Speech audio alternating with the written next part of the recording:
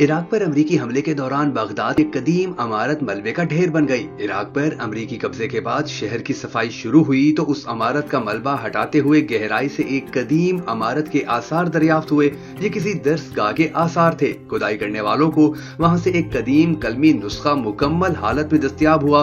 उस कलमी नुस्खे का नाम तोहफतुल अगानी और उसके मुसन्निफ का नाम अब्दुल्ला बिन ताहिर अल बगदादी रिजवी था। उस किताब से मालूम होता था कि वो मुसन्निफ आलिम दीन और बड़े पाई के सूफी थे। ये किताब उनके कशफ के नतीजे में होने वाली पेशन गोइयों पर मबनी थी। इसमें एक बाब खास तौर पर हिंद यानी हिंदुस्तान के बारे में था।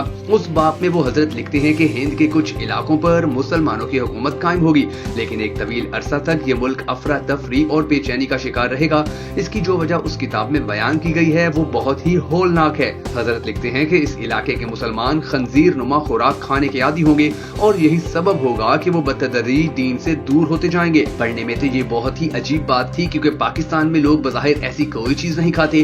2011 में यूनिवर्सिटी ऑफ मिशिगन के प्रोफेसर स्टुअर्ट जोन्स, जो डिपार्टमेंट ऑफ बायोटेक्नोलॉजी के सरबराह हैं, उन्होंने अपनी रिसर्च में साबित किया कि बरायरल चिकन और खंजीर के गोश्त में बुनियादी तौर पर कोई फर्क नहीं है। बरायरल को जिस टेक्नोलॉजी से पैदा किया गया उसमें खंजीर के मॉडल को ही फॉलो किया गया था।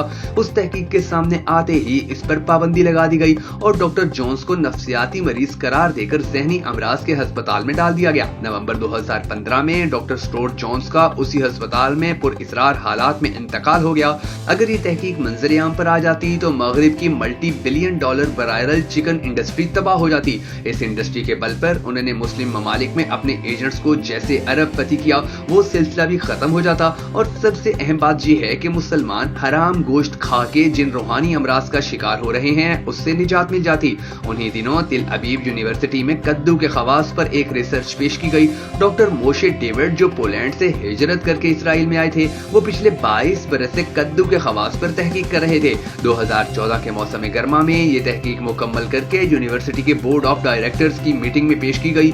उस रिसर्च पेपर में ये इंकशाफ किया गया कि कद्दू एक ऐसी मुकम्मल ग़िज़ा है कि जिसकी मिसाल किसी और ग़िज़ा में नहीं मिलती। अगर एक इंसान रोजाना 2 वक्त कद्दू खाए तो उसकी ग़िज़ाई ज़रूरियात बिल्कुल पूरी हो जाती हैं। कद्दू में ऐसे अज्जा शामिल हैं कि जो इंसान को हर किस्म की बीमारी से बचा लेते हैं। कैंसर और एड्स के मरीजों को तजर्बाती तौर पर 1 महीना कद्दू खिलाए गए तो वो बिल्कुल भले चंगे हो गए।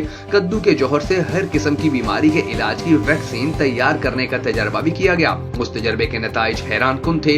किसी भी बीमारी के आखिरी स्टेज के मरीज को भी कद्दू वैक्सीन लगाई गई तो वो 1 दिन के अंदर पूरी तरह सेहतमंद हो गया। हैरानकुन बात यह है कि डॉक्टर मोशे डेविड को भी उसके बाद मंजर-ए-आम से गायब कर दिया गया। तिल अबीब टाइम्स में डॉक्टर डेविड की बीवी मार्शा डेविड का इंटरव्यू भी छपा, जिसमें उन्होंने अपने खामन की पुरइसरार गुमशुदगी पर सवालात उठाए और उसका ताल्लुक उनके रिसर्च से जोड़ते हुए हुकूमत से मुतालबा किया कि असल हकायक को सामने लाया जाए। ये मामला भी बाद में वक्त की गर्द में गुम हो गया। उस रिसर्च को अगर ऑफिशियली तौर पर सामने लाया जाता तो इस्लाम की हकानियत खुलकर पूरी दुनिया के सामने वाज़ेह हो जाती और यहूद हनूज का कुफ्र रोजे रोशन की तरह वाज़ेह हो जाता। दर्ज वाला दोनों वाकयात से हर मुसलमान मर्दो जन पर लाजिम है कि वो इस वीडियो को शेयर करे और अपने मुसलमान बहन भाइयों को हराम खाने से बचाए, साथ ही कद्दू के फवाइद से भी रोशनास कराए। दोस्तों, अगर आप सच्चे मुसलमान और इस्लाम से प्यार करने वाले इंसान हैं तो हमारी इस वीडियो को शेयर करके अपने हिस्से का दिया जरूर जलाइएगा। और अगर आपको हमारी ये वीडियो पसंद आई हो तो हमें सपोर्ट करने के लिए बकर नेटवर्क वीडियोस की इस वीडियो को लाइक भी जरूर कीजिएगा।